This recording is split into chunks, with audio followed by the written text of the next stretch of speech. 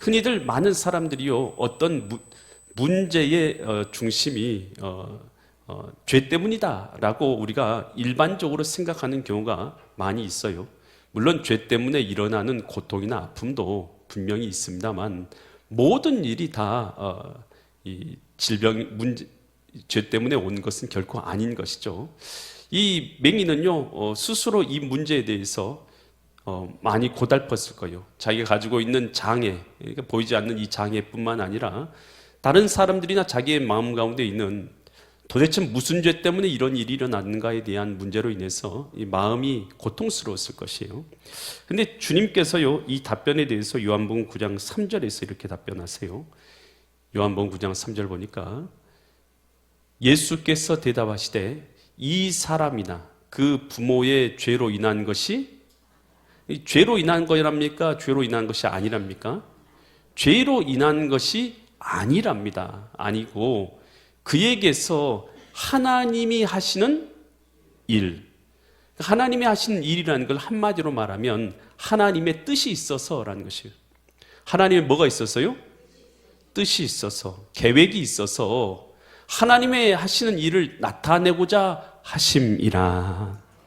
이 사람이 나면서부터 맹인으로 태어나는 것은 하나님께서 뜻이 있어서, 계획이 있어서 그렇게 태어나게 하셨다라는 것입니다.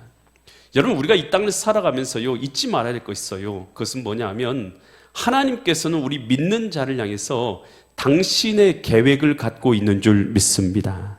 나를 향하신 하나님의 뜻이 있어요.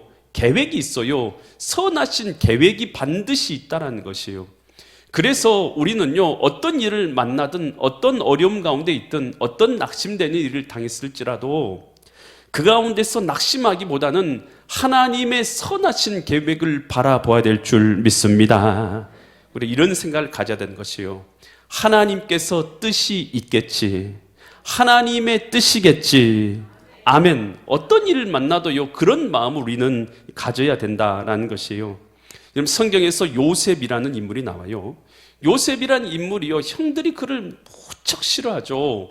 그래서요, 그를요, 심지어요, 죽이려고 우물에다 던져 넣기까지 하는데 우물이 말라 있어가지고 죽지 않게 됩니다. 그를 형제들이 끌어내어가지고 미디안 상인들이 지나가는데 은 20에 팔아넘겨요.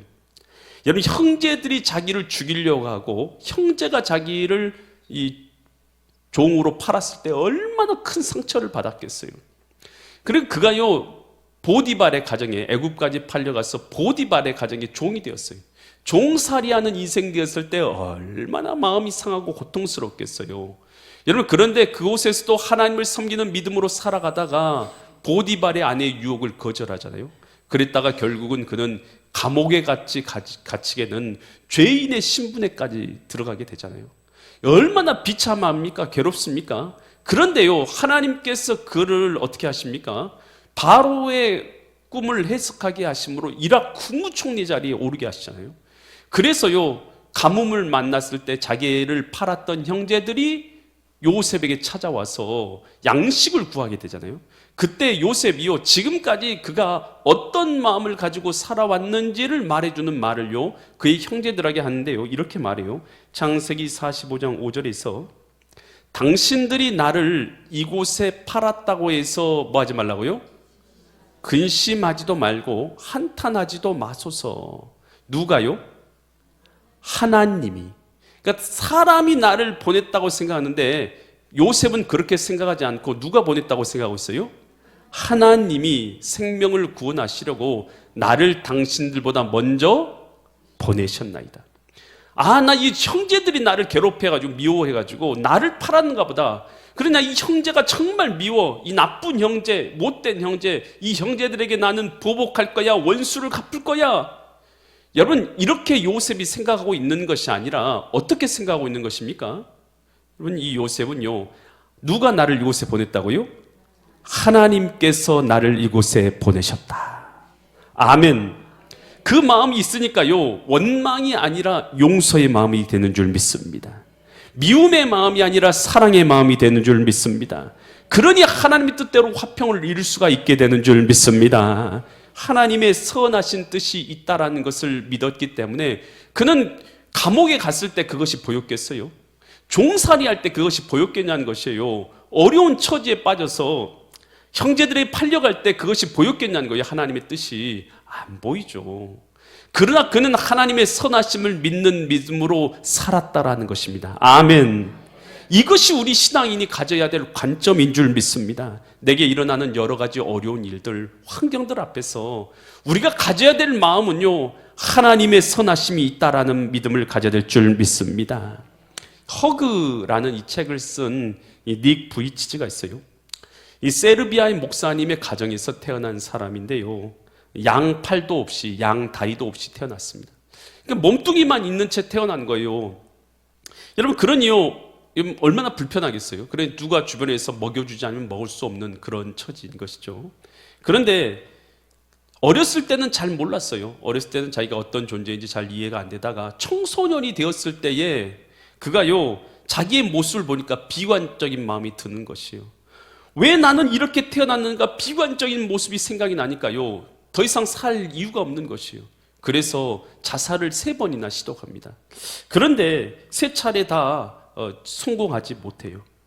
그러면서 스스로 나는 왜 태어났는가, 도대체 이 세상에 나는 와서 무엇을 하기 위해서 태어났는가, 그거에 대한 답을 얻지를 못한 것이에요.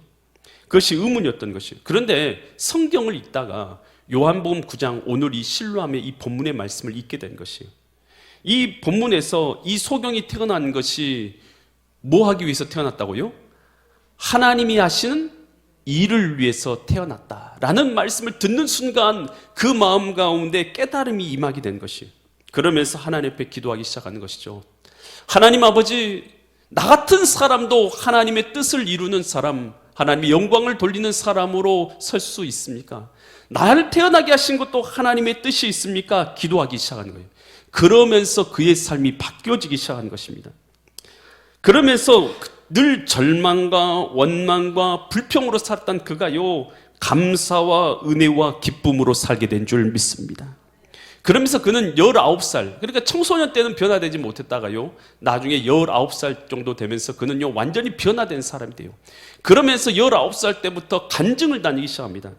그가 간증하는 그 간증을 들을 때마다 사람들이요, 상처받았던 사람, 고통받았던 사람, 절망했던 사람, 좌절했던 사람, 원망했던 사람, 불평했던 사람들이요, 그 닉 부이치치의 간증을 듣게 되면 다 마음이 회복이 일어나는 것이에요. 치유가 일어나는 거예요.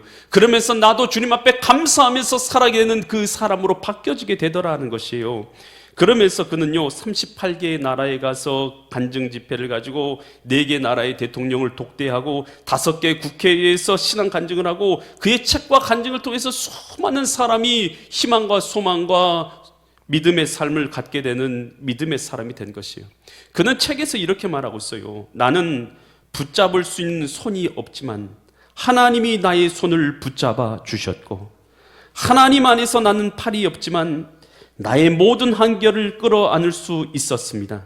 이제 상처와 불행조차도 껴안고 일어서게 되었습니다. 여러분, 하나님께서요, 나를 향하신 그 계획을요, 우리가 깨닫게 될 때 어떤 절망 가운데 있는 사람도 회복되게 될 줄 믿습니다. 로마서 8장 28절에서 이렇게 말해요. 우리가 알거니와 하나님을 사랑하는 자, 여러분 하나님을 사랑하십니까? 우리 아닙니까? 하나님을 사랑하는 자, 우리 곧 등이 접속사죠. 그의 뜻대로 부르심을 입은 자들, 하나님께서 우리를 불러주신 자들 아니겠습니까? 부르심을 입은 자들에게는 모든 것이, 모든 것이라는 것은 모든 일이라는 뜻 아니겠습니까? 내게 일어나는 모든 일이 합력해서 연합되어져서 뭘 이룬다고요? 선이라는 것은 하나님의 뜻이라는 뜻 아니겠습니까? 선의 근본 되신 하나님, 하나님의 뜻을 이루게 된다는 것이. 여러분, 오늘 우리에게 일어나는 모든 일들이요, 하나님의 뜻을 이루게 될 줄 믿습니다. 그래서 우리는요, 우리에게 일어난 일들 가운데서 원망과 불평으로 대하기보다는 하나님의 뜻 안에서요, 용기와 소망과 감사로 바꿔야 될 줄 믿습니다. 그러면서 이 소경된 자를 향해서요, 요한복음 9장 6절과 7절 보니까 주님께서 이렇게 해요. 이 말씀을 하시고 땅에 예수님께서 침을 뱉어가지고 진흙을 이겨요. 그리고 그에다가 눈에다 이렇게 발라주시는 거예요. 그러고 나서는 뭐라고 하시냐면 7절과 같이 말씀하세요. 이르시되 어디로 가라고요? 실로암이라는 못에 가서 씻으라라는 거예요. 실로암 못이라는 것은 연못이에요. 그곳에 가서 씻으라는 거예요. 실로암을 번역하면 보내심을 받았다라는 뜻이래요. 근데 이에 가서 뭐 있어요? 이 소경이 씻고 밝은 눈으로 왔다라는 것이에요. 여러분, 주님께서 그 자리에서 내 눈이 띄어져라 라고 말씀하실 수 있는 능력이 없으신가요? 여러분, 주님께서 그 자리에서 소경을 고치실 수 있는 능력이 있으신가요? 없으신가요? 여러분, 이 사실을 믿으십니까? 여러분, 주님은 그 자리에서 그냥 고치실 수도 있어요. 그렇게 고친 케이스도 성경에는 여러 차례 있잖아요. 그냥 고쳐주시기도 해요. 그런데 이 실로암 못에 가서, 소경에게 실로암 못에 가서 씻으라고 했다는 것이에요. 여러분, 소경이 실로암 못에 가는 것이 쉽겠습니까? 어렵겠습니까? 여러분, 이 순종하는 것이요, 시각장애자가 어디 길을 가서 씻고 온다는 것 자체는요, 그것은 굉장히 어려운 일입니다. 주님께서는 얼마든지 그 자리에서 고쳐주실 수도 있는데, 그 자리에서 안 고쳐주시고 어떻게 하시냐면 실로암 못에 가서 씻고 오라는 거예요. 그러면 너가 보이게 된다라고 말씀하셨어요. 여러분, 왜 주님께서는 그렇게 하셨는가, 우리는 그 이유를 생각해 볼 필요가 있어요. 여러분, 하나님께서 그렇게 하신 이유는요, 여러분, 우리의 목적은 눈 뜨는 것이겠죠. 우리 문제 해결받는 것 아닙니까? 내 눈 고침받는 것, 혹은 내 문제 해결받는 것, 내 문제 가운데서 내 문제가 해결되는 것, 이것이 내 목적이겠지만, 하나님께서 나를 향하신 목적은 뭐겠어요? 하나님께서 나를 향하신 목적은 순종의 믿음이 있는 믿음의 마음을 가진 사람이 되기를 원하신 줄 믿습니다. 여러분, 순종의 믿음을 가진 믿음의 사람을 세우시는 것, 이것이 하나님의 목적이시거든요. 그러니 하나님은 그 자리에서 고치시는 게 아니라 그로 하여금 실로암 못에 가서 씻고 오면 고침을 받는다고 말씀하신 것이에요. 여러분, 인류의 역사를 보면요, 아담과 하와, 에덴 동산에서 아담과 하와는요, 하나님께서 선악과를 따먹지 말라, 그리하면 정령 죽으리라 말씀하셨잖아요. 그럼에도 불구하고 사단이 들어와서 유혹을 하잖아요. 옛뱀 사단이 와서 선악과를 따먹으라, 그러면 내가 정령 하나님처럼 될 것이다. 아담과 하와가 누구의 말을 들었는가요? 하나님의 말씀을 순종했는가요? 아니면 이 옛뱀 사단의 말에 순종했는가요? 사단의 말이 순종했죠. 불순종한 역사를 알고 있어요. 하나님은 우리 인간들의 불순종의 역사를 잘 알고 계십니다. 그런 하나님께서 우리 인간에게 요청하시는 마음은 뭐냐 하면, 불순종의 역사 가운데서 순종하는 하나님의 믿음의 사람을 세우고자 하시는 것, 이것이 바로 하나님의 의도이고 뜻인 줄 믿습니다. 여리고성을 무너뜨리려고 할 때에, 이 여리고성은 가나안 땅에 들어갈 때 첫 번째 만난 성 아니겠어요? 너무나 큰 성이죠. 그랬을 때 기도했더니 여리고성을 7일 동안 하루에 한 바퀴씩 돌고 7일째는 7바퀴를 도고 함성을 지르라, 그러면 무너지리라 말씀하시죠. 여러분, 하나님이요, 그냥 여리고성을 그냥 무너뜨릴 수 있는 힘이 있으세요, 없으세요? 있어요. 그냥 무너져라 하면 무너질 거 아니겠어요? 근데 그렇게 아니하고 하루에 한 바퀴씩 7일 동안 7째 날에는 7바퀴를 도고 함성을 지르라고 하셨어요. 그러면 무너진다는 거예요. 뭐 하려고 그렇게 힘들게 200만 명이 넘는 이스라엘 백성들이, 앞에는 언약궤를 맨 제사장들이 가고 뒤에는 나팔을 불면서 군인들이 일렬로 행렬을 해가지고 200만 명이 넘는 이스라엘 백성들이 그 여리고성을 돌 때에 얼마나 어린아이부터 시작해서 어른들까지, 여러분, 그거 힘든 일이에요. 아침마다 그 일을 매일같이 해야 된다는 게 얼마나 힘든 일이겠어요.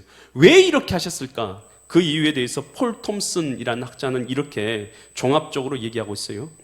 하나님은 말씀으로 간단히 여리고를 없애버릴 수 있었습니다.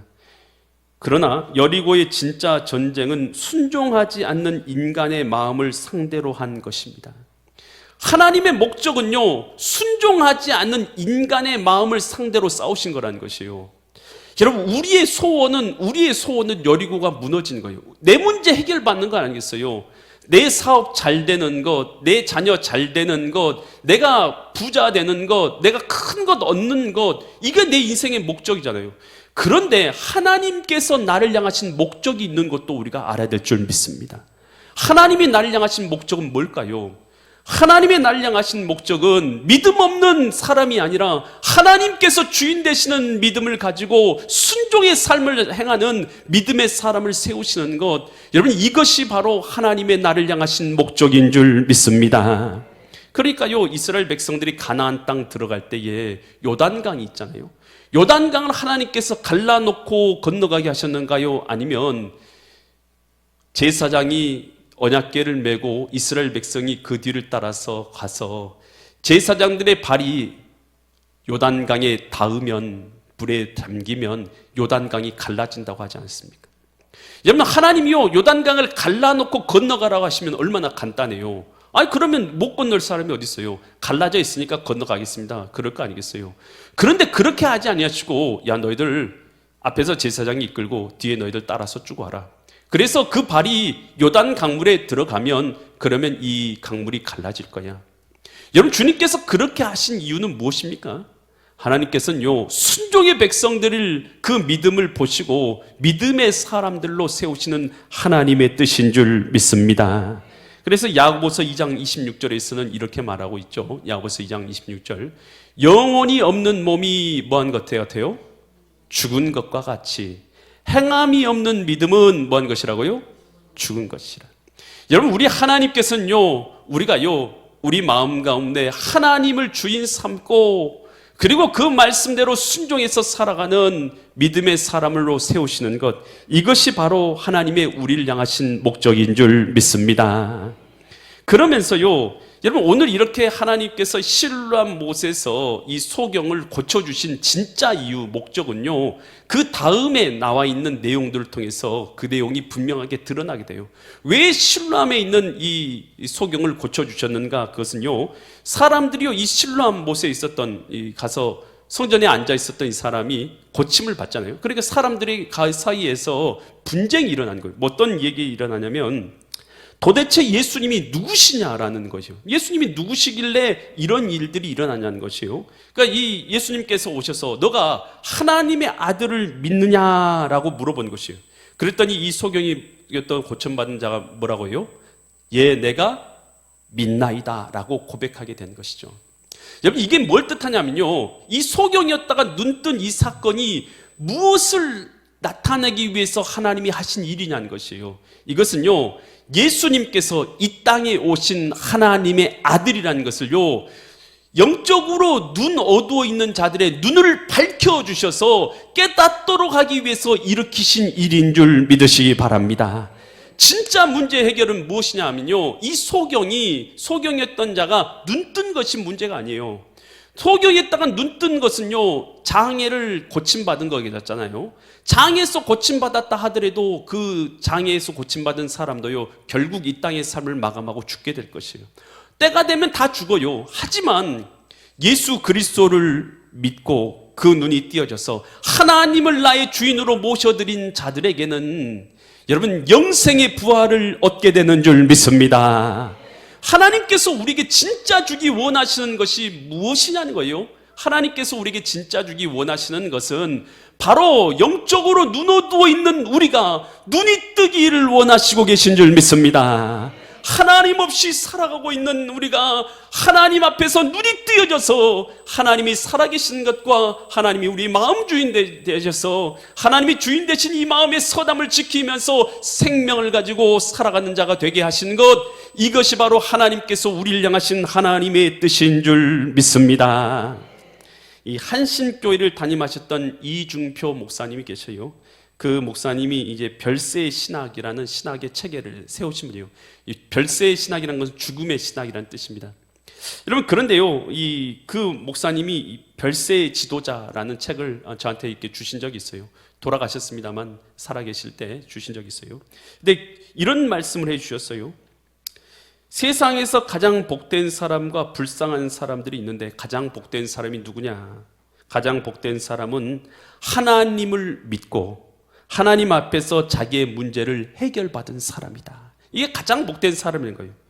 또 두 번째로 복된 사람은 하나님을 문제 때문에 하나님 앞에 나와서 자기의 죄를, 자기의 문제는 해결받지 못했지만 그래도 자기 영혼이 하나님을 만남으로 구원을 얻은 사람, 그 사람이 주님 앞에서 복된 사람이다라는 것이요. 근데 가장 불쌍한 사람은 누구냐는 것이요. 가장 불쌍한 사람은요, 자기 문제도 해결받지 못하고 영혼 구원도 얻지 못한 사람, 그 사람이 가장 불쌍한 사람이다라는 것이에요. 여러분, 우리가 이 땅에서 가장 불쌍한 사람이 뭐냐? 하나님 앞에서요, 하나님을 믿지도 못하고 자기 문제를 해결받지도 못한 사람이 가장 불쌍한 사람이다라는 것이에요. 여러분, 우리가 주님 앞에서 내 영적인 눈이 열려져서 하나님을 만나고 하나님을 주인 삼고 내 영혼의 문제가 해결받은 사람, 그 사람이 주님 앞에 복된 사람인 줄 믿습니다. 이 성경의 바울은요, 세상적으로는 잘 나가는 사람이었어요. 나면서부터 로마 시민권을 가진 자로 태어났잖아요. 로마 시민권을 가졌다라는 것은 그가요, 돈을 큰 돈 주고 로마 시민권을 살 수 있든지 아니면 큰 공로를 세워서 로마 시민권을 받든지 아니면 귀족의 집안처럼 좋은 집안에서 태어나서 로마 시민권을 받든지 할 수 있어요. 그런데 바울은 태어날 때부터 로마 시민권을 가졌다는 것은요, 바울의 집안이요, 굉장히 좋은 집안이라는 뜻이에요. 귀족 집안이나 이런 좋은 집안이라는 뜻인 거예요. 그리고 그는 가말리엘 문화생이었다 성경에 나오잖아요. 가말리엘 문화생이라는 건 당시에 최고로 인정받는 랍비였어요. 최고의 학력을 가진 자, 그는 나중에 대제사장의 고난을 위임받았다라고 말하잖아요. 대제사장의 고난을 위임받았다라는 것은 오늘날의 총리의 고난을 위임받았다라는 그런 의미와 비슷한 거예요. 그러니 그는요, 집안 환경이나 학식이나 명예나 부나 부족할 것이 하나도 없는 것이 바로 이 바울의 삶이었던 거예요. 그런데 이 모든 걸 가지고 있었던 바울은 그 모든 능력 가지고 뭘 했습니까? 예수 그리스도를 믿는 자들을 박해하는 삶을 살았던 것입니다. 그래서 그는 박해하는 삶을 살기 위해서 다메섹 도상을 건너가는 가운데 누구를 만나게 된 것입니까? 부활하신 예수님을 만나게 된 거예요. 갑자기 빛이 그에게 비춰오면서 말에서 그가 떨어지게 되죠. 그러면서 음성이 들려옵니다. 바울아, 바울아, 어찌하여 나를 박해하느냐? 주여 누구시니까?